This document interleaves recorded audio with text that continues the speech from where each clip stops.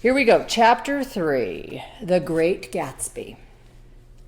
There was music from my neighbor's house through the summer nights. In his blue gardens, men and girls came and went like moths among the whispering and the champagne and the stars.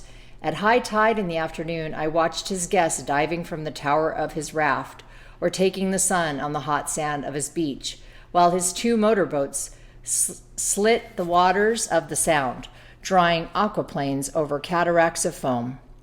On weekends, his Rolls-Royce became an omnibus bearing parties to and from the city between 9 in the morning and long past midnight, while his station wagon scampered like a brisk yellow bug to meet all trains. And on Mondays, 8 servants, including an extra gardener, toiled all day with mops and scrubbing brushes and hammers and garden shears, repairing the ravages of the night before. Every Friday, 5 crates of oranges and lemons arrived from a fruiterer in New York. Every Monday, these same oranges and lemons left his back door in a pyramid of pulpless halves. There was a machine in the kitchen which could extract the juice of 200 oranges in half an hour if a little button was pressed 200 times by a butler's thumb. At least once a fortnight, a corps of caterers came down with several hundred feet of canvas and enough colored lights to make a Christmas tree of Gatsby's enormous garden. On buffer tables garnished with glistening hors d'oeuvres, spiced baked hams crowded against salads of harlequin designs and pastry pigs and turkeys bewitched to a dark gold. In the main hall, a bar with a real brass rail was set up and stocked with gins and liquors and with cordials so long forgotten that most of his female guests were too young to know one from the other. By 7 o'clock, the orchestras had arrived. No thin 5-piece affair, but a whole pitful of oboes and trombones and saxophones and viols and cornets and piccolos and low and high drums. The last swimmers have come in from the beach now and are dressing upstairs. The cars from New York are parked 5 deep in the drive, and already the halls and salons and verandas are gaudy with primary colors and hair shorn in strange new ways, and shawls beyond the dreams of Castile. The bar is in full swing, and floating rounds of cocktails permeate the garden outside until the air is alive with chatter and laughter and casual innuendo and introductions forgotten on the spot, and enthusiastic meetings between women who never knew each other's names. The lights grow brighter as the earth lurches away from the sun, and now the orchestra is playing yellow cocktail music, and the opera of voices pitches a key higher. Laughter is easier minute by minute, spilled with prodigal, tipped out at a cheerful word. The groups change more swiftly, swell with new arrivals, dissolve and form in the same breath. Already there are wanderers, confident girls, who weave here and there among the stouter and more stable. Become for a sharp, joyous moment the center of a group, and then, excited with triumph, glide on through the sea change of faces and voices, and color under the constantly changing light. Suddenly, one of these gypsies, in trembling opal, seizes a cocktail out of the air, dumps it down for courage, and moving her hands like Frisco, dances out alone on the canvas platform. A momentary hush, the orchestra leader varies his rhythm obligingly for her, and there is a burst of chatter as the enormous news goes around that she is Gilda Gray's understudy from the Follies. The party has begun. I believe that on the first night I went to Gatsby's house, I was one of the few guests who had actually been invited. People were not invited. They went there. They got into automobiles which bore them out to Long Island, and somehow they ended up at Gatsby's door. Once there, they were introduced by somebody who knew Gatsby, and after that they conducted themselves according to the rules of behavior associated with amusement parks. Sometimes they came and went without having met Gatsby at all. Came for the party with a simplicity of heart that was its own ticket of admission. I had been actually invited. A chauffeur in a uniform of robin's egg blue crossed my lawn early that Saturday morning with a surprisingly formal note from his employer. The honor would be entirely Gatsby's, it said, if I would attend his little party that night. He had seen me several times and had intended to call on me long before, but a peculiar combination of circumstances had prevented it. Signed, J. Gatsby, in a majestic hand. Dressed up in white flannels, I went over to his lawn a little after 7 and wandered around rather ill at ease among swirls and eddies of people I didn't know, though here and there was a face I had noticed on the commuting train. I was immediately struck by the number of young Englishmen dotted around, all well dressed, all looking a little hungry, and all talking in low, earnest voices to solid and prosperous Americans. I was sure that they were selling something, bonds or insurance or automobiles. They were at least agonizingly aware of the easy money in the vicinity and convinced that it was theirs for a few words in the right key. As soon as I arrived, I made an attempt to find my host, but the 2 or 3 people of whom I asked his whereabouts stared at me in such an amazed way and denied so vehemently any knowledge of his movements that I slunk off in the direction of the cocktail table, the only place in the garden where a single man could linger without looking purposeless and alone. I was on my way to get roaring drunk for sheer embarrassment when Jordan Baker came out of the house and stood at the head of the marble steps, leaning a little backward and looking with contemptuous interest down into the garden. Welcome or not, I found it necessary to attach myself to someone before I should begin to address cordial remarks by the passers-by. "Hello!" I roared, advancing towards her, my voice seemed unnaturally loud across the garden. "I thought you might be here," she responded absently as she came up. "I remembered you lived next door." She held my hand impersonally, as a promise that she'd take care of me in a minute, and gave ear to 2 girls in twin yellow dresses who stopped at the foot of the steps. "Hello!" they cried. "Sorry you didn't win." That was for the golf tournament. She had lost in the finals the week before. "You don't know who we are," said one of the girls in yellow, "but we met you here about a month ago." "You've dyed your hair since then," remarked Jordan, and I started, but the girls had moved casually on, and her remark was addressed to the premature moon, produced like the supper, no doubt, out of a caterer's basket.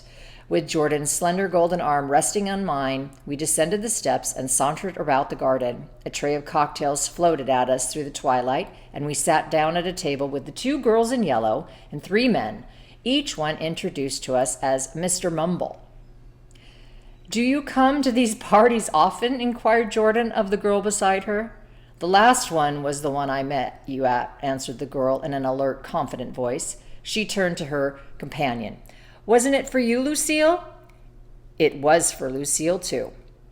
"I like to come," Lucille said. "I never care what I do, so I always have a good time.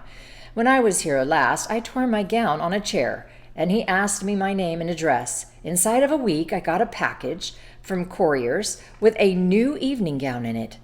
"Did you keep it?" asked Jordan. "Sure I did. I was going to wear it tonight, but it was too big in the bust and had to be altered. It was gas blue with lavender beads, $265. "There's something funny about a fellow that'll do something like that," said the other girl eagerly. "He doesn't want any trouble with anybody." "Who doesn't?" I inquired. "Gatsby," somebody told me. The 2 girls and Jordan leaned together confidently. "Someone told me that they thought he'd killed a man once." A thrill passed over all of us. The 3 Mr. Mumbles bent forward and listened eagerly. "I don't think it's so much that," argued Lucille skeptically. "It's more that he was a German spy during the war." One of the men nodded in confirmation. "I heard that from a man who knew all about him. Grew up with him in Germany," he assured us positively. "Oh, no," said the first girl. "It couldn't be that, because he was in the American Army during the war." As our credulity switched back to her, she leaned forward with enthusiasm. "You look at him sometime when he thinks nobody's looking at him. I'll bet he killed a man." She narrowed her eyes and shivered. Lucille shivered. We all turned and looked around for Gatsby. It was testimony to the romantic speculation he inspired that there was whispers about him from those who had found little that it was necessary to whisper about in this world. The first supper, there would be another one after midnight, was now being served, and Jordan invited me to join her own party, who were spread around a table on the other side of the garden. There were 3 married couples, and Jordan's escort, a persistent undergraduate given to violent innuendo. and obviously under the impression that sooner or later Jordan was going to yield him up her person to a greater or lesser degree. Instead of rambling, this party had preserved a dignified homogeneity and assumed to itself the function of representing the staid nobility of the countryside, East Egg condescending to West Egg, and carefully on guard against its spectroscopic gaiety. "Let's get out," whispered Jordan after a somehow wasteful and inappropriate half hour. "This is much too polite for me." We got up, and she explained that we were going to find the host. I had never met him, she said, and it was making me uneasy. The undergraduate nodded in a cynical, melancholy way. The bar where we first glanced was crowded, but Gatsby was not there. She couldn't find him from the top of the steps, and he wasn't on the veranda. On a chance, we tried an important-looking door and walked into a high Gothic library paneled with carved English oak and probably transported complete from some ruin overseas.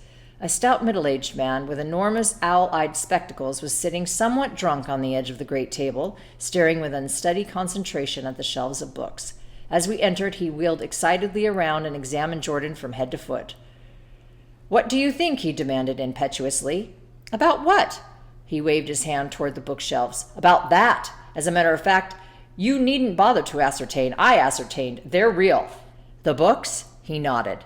"Absolutely real. Have pages and everything. I thought they'd be a nice durable cardboard. Matter of fact, they're absolutely real. Pages and... Here, let me show you." Taking our skepticism for granted,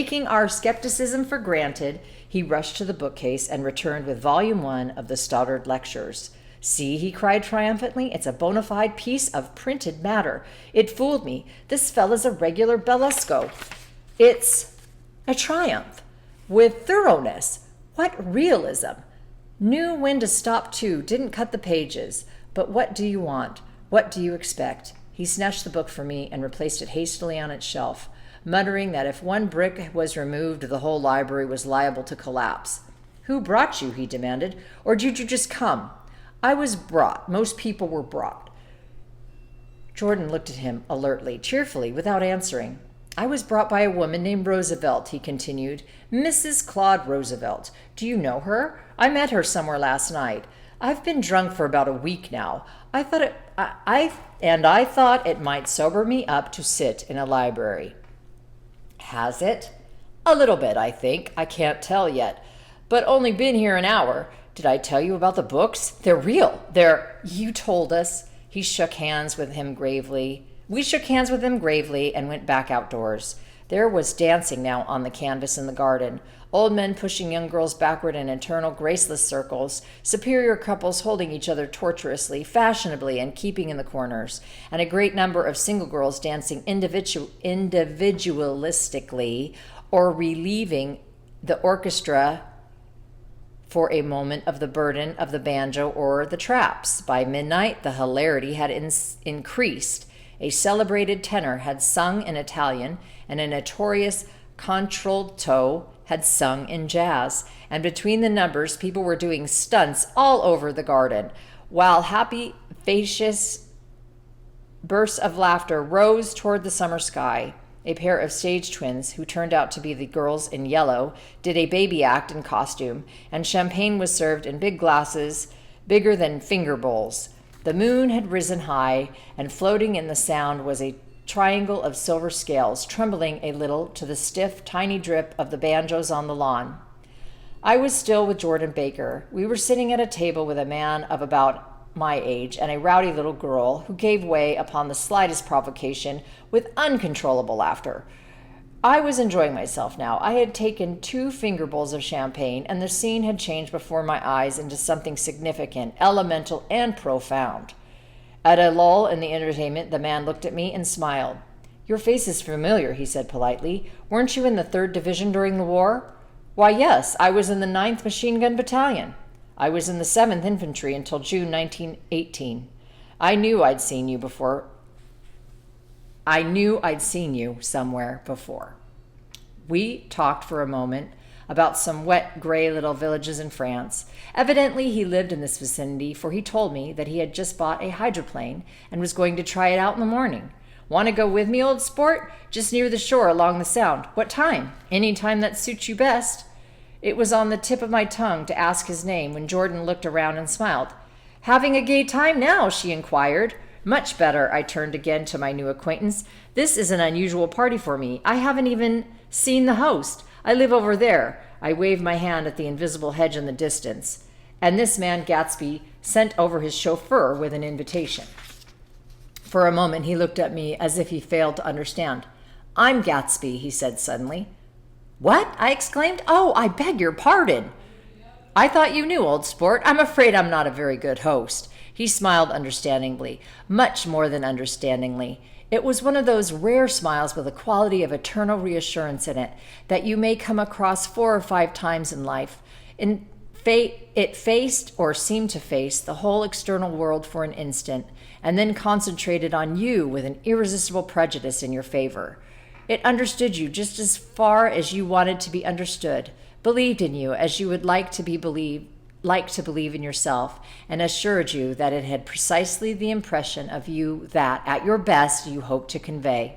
Precisely at this point it vanished, and I was looking at an elegant young roughneck, a year or 2 over 30, whose elaborate formality of speech just missed being absurd. Some time before he introduced himself, I got a strong impression that he was picking his words with care. Almost at the moment when Mr. Gatsby identified himself, a butler hurried toward him with the information that Chicago was calling him on the wire. He excused himself with a small bow that included each of us in turn. If you want anything, just ask for it, old sport, he urged. Excuse me, I will rejoin you later.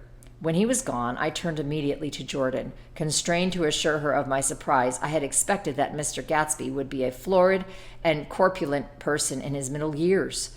Who is he? I demanded. Do you know? He's just a man named Gatsby. Where is he from, I mean, and what does he do? Now you are started on the subject, she answered with a wan smile. Well, he told me once he was an Oxford man. A dim background started to take shape behind him, but at her next remark it faded away. However, I don't believe it. Why not? I don't know, she insisted. I just don't think he went there. Something in her tone reminded me of the other girls. I think he killed a man and had the effect of stimulating my curiosity.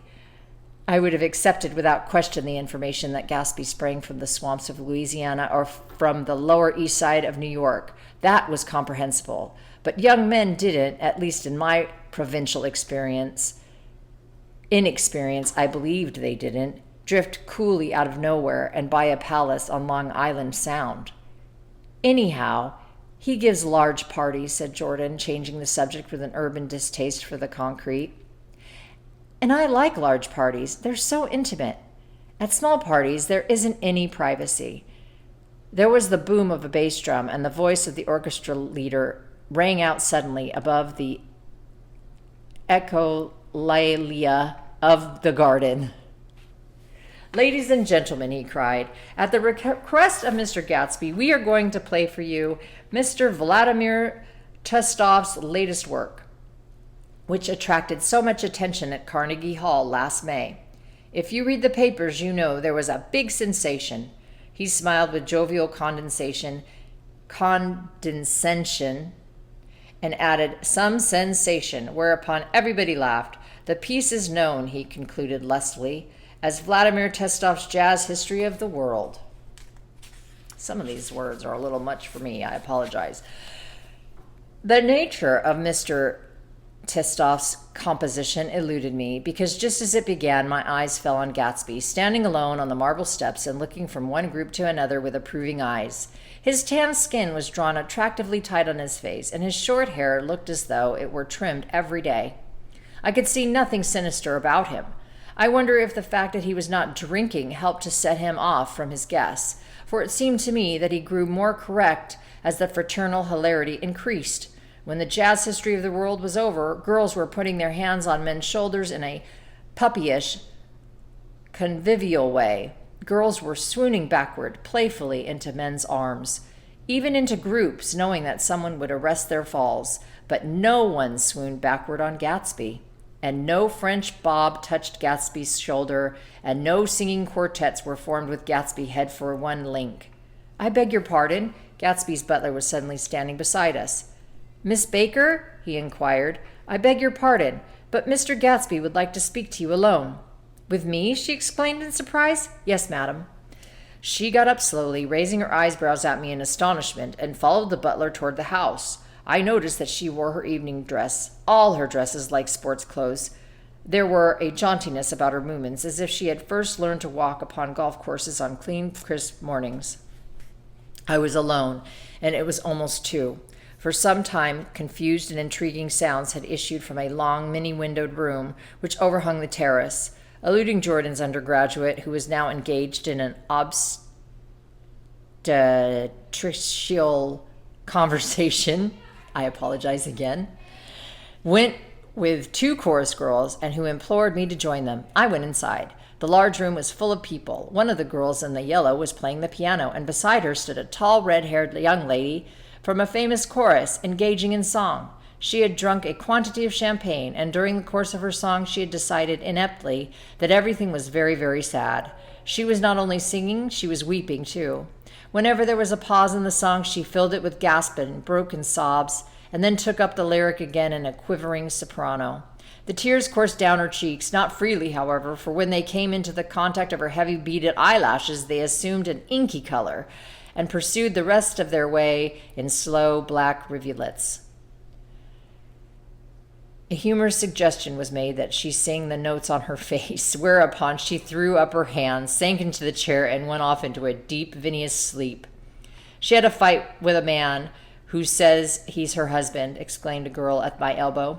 I looked around. Most of the remaining women were now having fights with men said to be their husbands. Even Jordan's party, the quartet from East Egg, were rent asunder by dissension. One of the men was talking with curious intensity to a young actress, and his wife, after attempting to laugh at the situation in a dignified and indifferent way, broke down entirely and resorted to flank attacks. At intervals, she appeared suddenly at his side like an angry diamond and hissed, "You promised," into his ear. A reluctance to go home was not confined to wayward men. The hall was at present preoccupied by 2 deplorably sober men and their highly indignant wives. The wives were sympathizing with each other in slightly raised voices. "Whenever he sees I'm having a good time, he wants to go home. Never heard anything so selfish in my life. We're always the first ones to leave. So are we." "Well, we're almost the last tonight," said one of the men sheepishly. The orchestra left half an hour ago." In spite of the wives' agreement with such malevolence was beyond credibility. The despite ended in a short struggle, and both wives were lifted, kicking, into the night. As I waited for my hat in the hall, the door of the library opened, and Jordan Baker and Gatsby came out. He was saying some last words to her, but the eagerness in his manner tightened abruptly into formality as several people approached him to say goodbye. Jordan's party was calling impatiently to her from the porch, but she lingered for a moment to shake hands. "I've just heard the most amazing thing," she whispered. "How long were you here? Were you in there?" "Why, about an hour."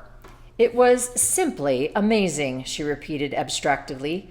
"But I swore I wouldn't tell it, and here I am, tantalizing you." She yawned gracefully in my face. "Please come and see me. Phone book, under the name of Mrs. Sigourney Howard, my aunt."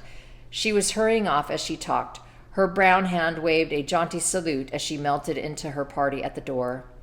Rather ashamed that on my first appearance I had stayed so late, I joined the last of Gatsby's guests who were clustered around him. I wanted to explain that I'd hunted for him early in the evening and to apologize for not having known him in the garden. "Don't mention it," he enjoined me eagerly. "Don't give it another thought, old sport." The familiar expression held more familiarity than the hand which reassuringly brushed my shoulder. "And don't forget, we're going up in the hydroplane tomorrow morning at 9 o'clock. Then the butler behind his shoulder. "Philadelphia wants you on the phone, sir." "All right, in a minute. Tell them I'll be right there. Good night." "Good night." "Good night," he smiled, and suddenly there seemed to be a pleasant significance in having been among the last to go, as if he had desired it all the time. "Good night, old sport. Good night." But as I walked down the steps, I saw that the evening was not quite over. 50 feet from the door, a dozen headlights illuminated a bizarre and tumultuous scene. In the ditch beside the road, right side up, but violently shorn of one wheel, rested a new coupe which had left Gatsby's drive not 2 minutes before. The sharp jut of a wall accounted for the detachment of the wheel, which was now getting considerable attention from half a dozen curious chauffeurs.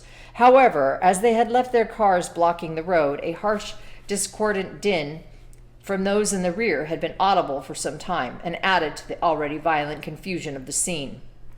A man in a long duster had dismounted from the wreck and now stood in the middle of the road, looking from the car to the tire and from the tire to the observers in a pleasant, puzzled way.